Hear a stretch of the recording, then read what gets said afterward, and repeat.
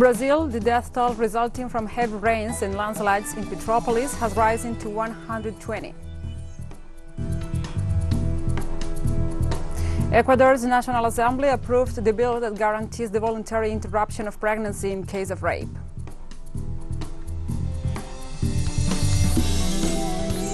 Belarusian President Alexander Lukashenko landed in Moscow on Friday for talks with his Russian counterpart Vladimir Putin to discuss further activities regarding joint military forces as the two countries hold military exercises together.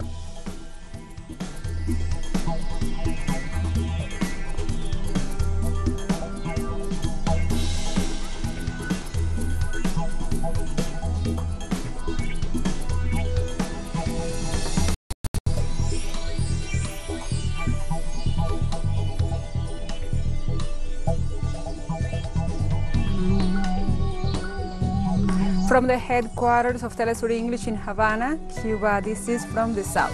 I'm your anchor, Gladys Quesada.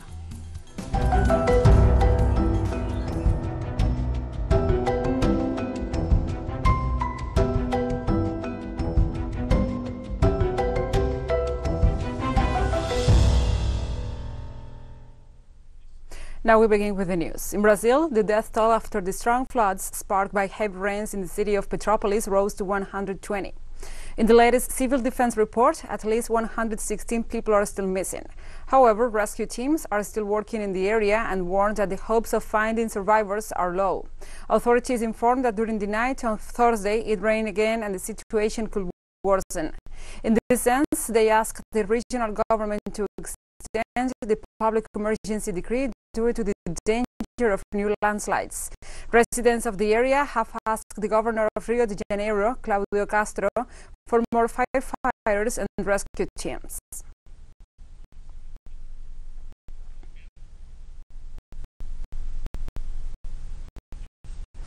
A dense haze of smoke covered the Paraguayan capital of Asunción on Thursday. Meteorology experts said it is caused by forest fires in the north of Argentina. According to the organization Air Paraguay, air quality has become critical since Monday. A meteorologist from Paraguay's National Meteorology Department, Julio Ayala, explained that the largest number of these heat sources detected by satellites are concentrated in the extreme northeast of Argentina and the south of Paraguay. Health Minister recommended not to expose to outside air and to stay indoors, with doors and windows closed. Ayala stressed that this type of event is what climate change will be bringing along. In Argentina alone, fires continue in the provinces of Rio Negro, Misiones, Chubut, Formosa and Corrientes, where currently there are 15 outbreaks. This type of event, increasingly prolonged and more frequent droughts, is what climate change will bring along. I always try to keep my mask on, not now, but it feels a bit different. I'm in the air, like it's heavy, strange. In the United States, Illinois State Police said that the Interstate 39 between Normal and Minonk will remain closed for approximately 12 hours after multiple crashes involving more than 100 vehicles were reported on the roadway. According to authorities, the southbound lanes will remain closed on Friday as crews clean up debris and plow snow from the road. The accident was caused by a major winter storm that created unreliable travel conditions across Illinois. The crash occurred in the Woodford County in the community of El Paso. Officials reported that all southbound lanes and Interstate 39 were shut down, with traffic diverted off all the exit 14. Several other area highways experienced significant issues, including A74 eastbound, which was completely blocked for a while after a crash involving several semi-trailers. Interstate 55 was also in the scene of multiple crashes, as well as Interstates 57 and 80, which had multiple crashes that blocked traffic during the evening commute.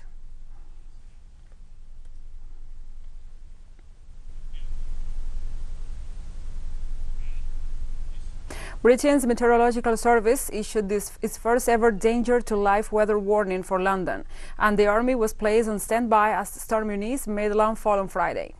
Hundreds of homes were reported without power in Cornwall, South southwest England, which in east hit overnight, bringing gusts of 145 kilometers per hour.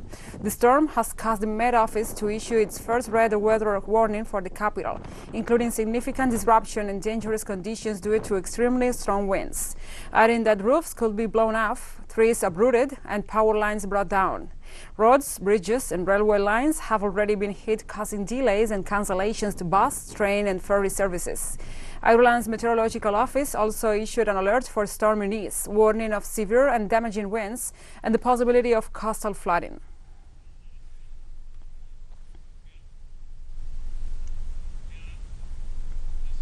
Venezuela's Defense Minister Vladimir Padrino López held a telephone conversation with his Argentinian counterpart Jorge Triana in order to receive information on the invasion plan considered by the government of former President Mauricio Macri. Several media reported that Vladimir López welcomed the start of the internal investigation into the Puma operation. These maneuvers began after President Nicolás Maduro ordered investigations to be carried out, which also had the unanimous vote of the National Assembly. Minister Triana declared that he was not surprised by the interventionist measures against the country because Macri was an active member of the Lima Group.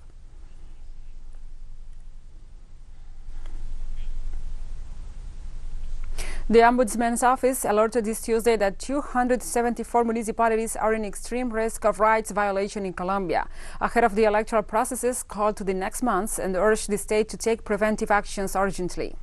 The causes of the risk came from the possibility of armed strikes, gun plans, threats, attacks against public forces, the Ombudsman's Office detailed, but also electoral officials, candidates, citizens, or human rights defenders are also at risk. According to the institution, the report is made with the aim to alert the state and to impose a quick and effective answer to the institutionality ahead of the risk of rights violation.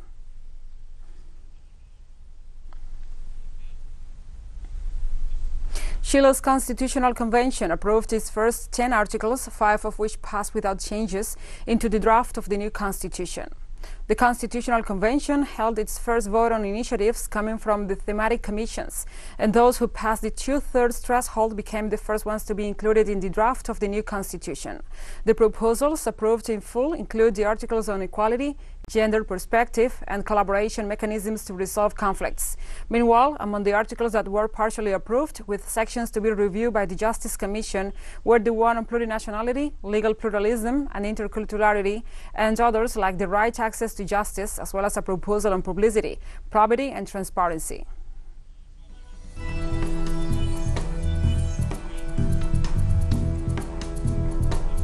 We'll take a short break now. Join us again after this.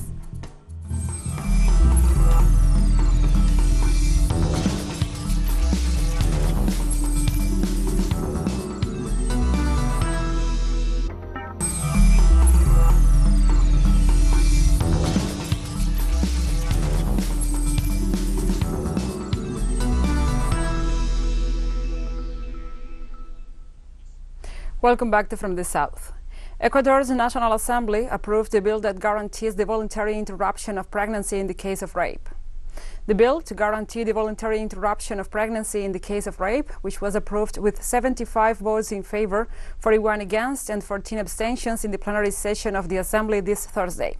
According to the text, a pregnancy resulting from rape may be interrupted up to 12 weeks of gestation, and also exceptionally up to 18 weeks in the case of girls, adolescents, and rural women. From now on, the law will be sent to the executive for its promulgation, for which it has 30 days to present its observations or arrange its publication in the official registry.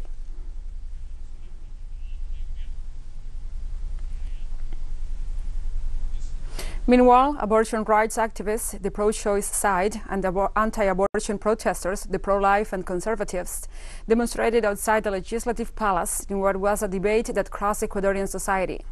The pro-choice demonstrators in favor of the law expressed that according to the prosecutor's office, between August 2014 and November 2021, there were around 42,000 rape reports. At the same time, in the demonstrations, they expressed that 7 underage girls, most of them even under 14 years of age, gave birth daily in Ecuador, the third Latin American country with the highest rate of pregnancy in girls and adolescents, according to official data.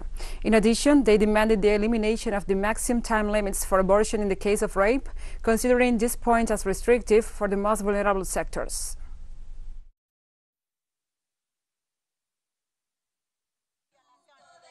We are here representing all rape survivors who will be forcibly driven underground and forced into motherhood in cases of rape, because the time limits that the Assembly imposes are restrictive. They leave the most vulnerable, the girls, the indigenous women, the Afro women, the migrant women, the most impoverished women, outside the law. Clandestinity will be their torture, their condemnation. On Thursday, Honduras Supreme Court of Justice announced April 4th as the official date for the handing down of the sentence against former Honduran military officer David Castillo for the 2016 murder of environmentalist and indigenous leader Berta Cáceres. This was announced by the spokesperson for the Supreme Court of Justice of Honduras, Lucía Villars. The sentence comes 9 months after the conviction against former military officer David Castillo, who was executive president of the company Desarrollos Energéticos Anonymous Society in charge of the Agua Zarca hydroelectric dam, when Berta Cáceres, who opposed the project because of an environmental damage it would cause, was murdered on March 2, 2016. Berta Cáceres, coordinator of the Civic Council of Popular and Indigenous Organizations of Honduras, was shot to death in her home, despite being under precautionary measures from the Inter-American Commission on Human Rights and her multiple denounces of death threats.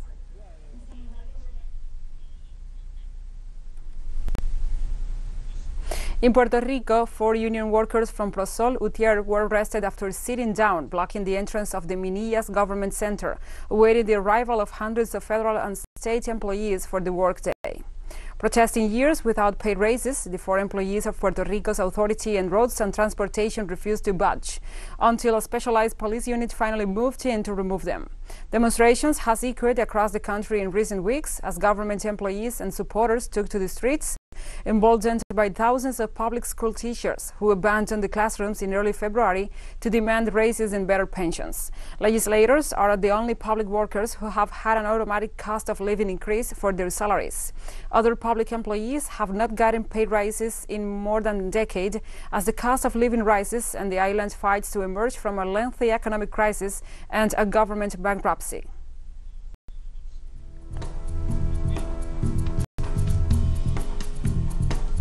And we have more news coming up after a final short break, so stay with us.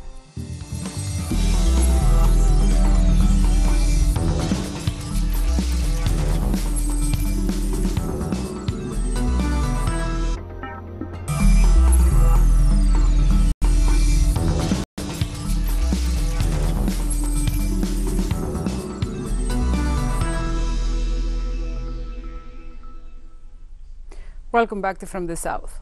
Belarusian President Alexander Lukashenko landed in Moscow on Friday for talks with his Russian counterpart Vladimir Putin to discuss further activities regarding joint military forces as the two countries hold military exercises together. In statements to the Belarusian media outlet Belta, Lukashenko said he held talks with Putin to decide when, on what terms, and on what schedule Russian troops will depart his country after the conclusion of the military drills Allied Resolve 2022 on February 20th. The joint exercises are held from February 10th to 20th. The purpose is to practice suppressing and repulsing external aggression, countering terrorism, and defending the interests of the Union state. Military units from Siberia and the Russian Far East, as well as troops from the armed forces of Belarus, are taking part in the drills.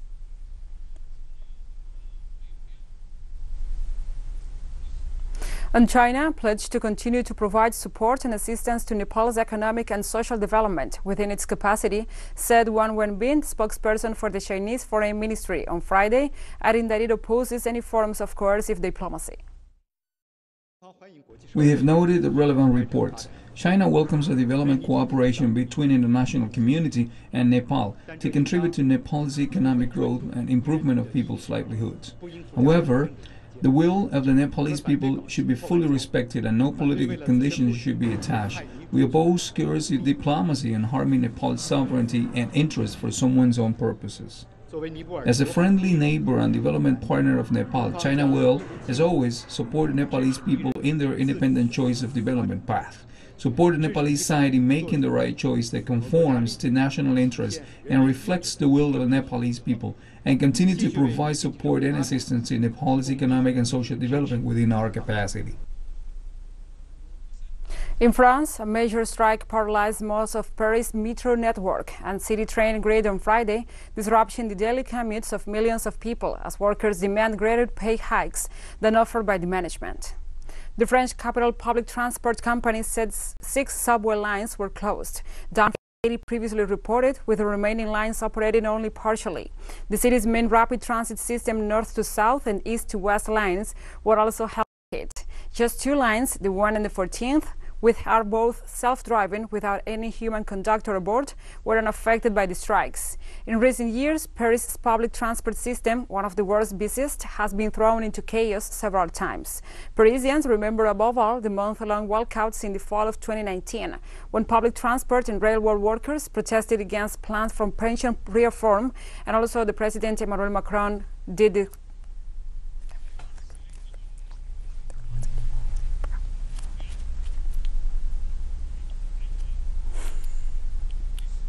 In Greece, a fire broke out on Friday on an Italian-flagged ferry sailing through the Ionian Sea, injuring 3 people among the nearly 300 on board. The Greek Coast Guard said 2 people were still trapped on board and had telephoned for help, with a Super Puma helicopter en route to pick them up. The fire on the Euroferry Olympia while heading to Italy. The vessel was carrying 239 passengers and 51 crew on board, as well as vehicles. According to the director of the Corfu Hospital, Leonidas Rumbaris, the 3 passengers who had light injuries were admitted for precautionary reasons. The Coast Guard said the rescue operation for the 2 remaining passengers was still underway, and that it will take several hours to extinguish the fire.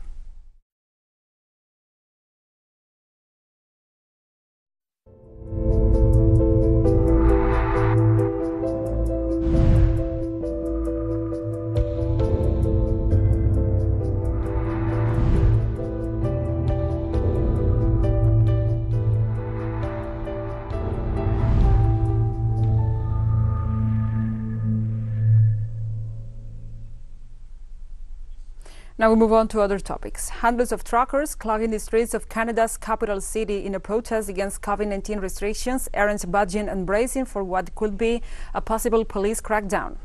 The nearly 3-week face-off in Ottawa seems to be escalating as busloads of officers arrived on Thursday near Parliament Hill.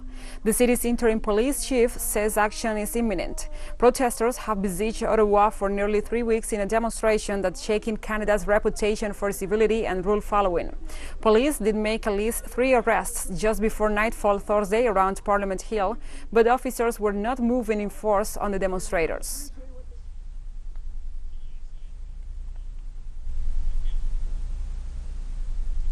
As coronavirus cases are surging in Hong Kong, hotel rooms and apartments have been turned into quarantine accommodation to ease pressure on the public medical system.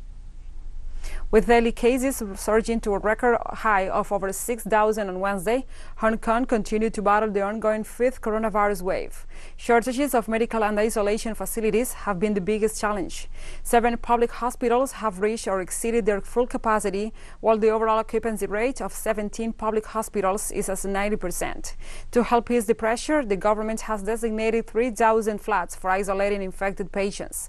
These units are from 3 new public housing blocks in Fanlin and Lai Kin.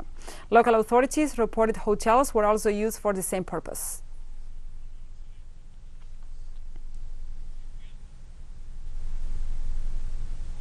South Korea will extend indoor dining hours at restaurants by an hour but maintain a 6-person limit on private social gatherings as it wrestles with a massive coronavirus wave driven by Omicron. The 100,000 new cases reported on Friday was another record and about a 25-fold increase from the levels seen in mid-January when Omicron first emerged as the country's dominant strain. The country also added more than 500,000 infections in the past 7 days alone, bringing its caseload to over 1.7 million. More than 86% of South Koreans have been fully vaccinated and 58% have received booster shots. Health officials started opening and offering 4th vaccination shots in nursing homes and other long-term settings.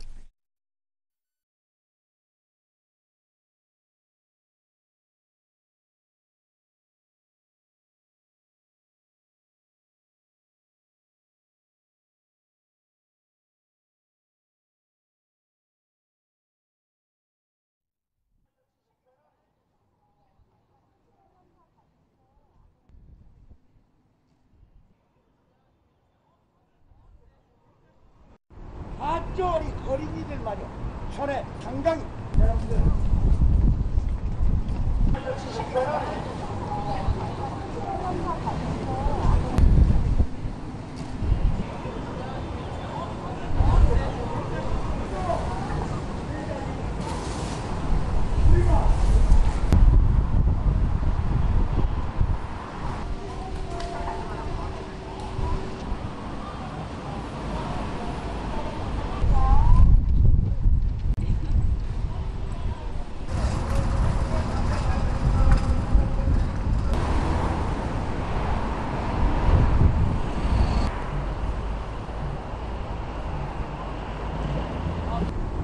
봤죠?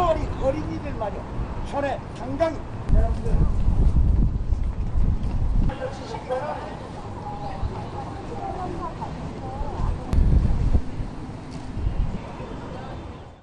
The number of infections continues to increase as the Omicron variant is spreading.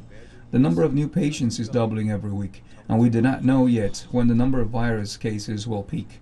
However, we're maintaining the number of seriously ill patients and the number of deaths low as compared to the number of new daily virus. Currently, it is difficult to predict the peak of the Omicron variant, including when it will peak and the number of cases at the peak. However, a number of experts in the private sector are presenting simulation models predicting that the Omicron variant will peak around the end of February or early March.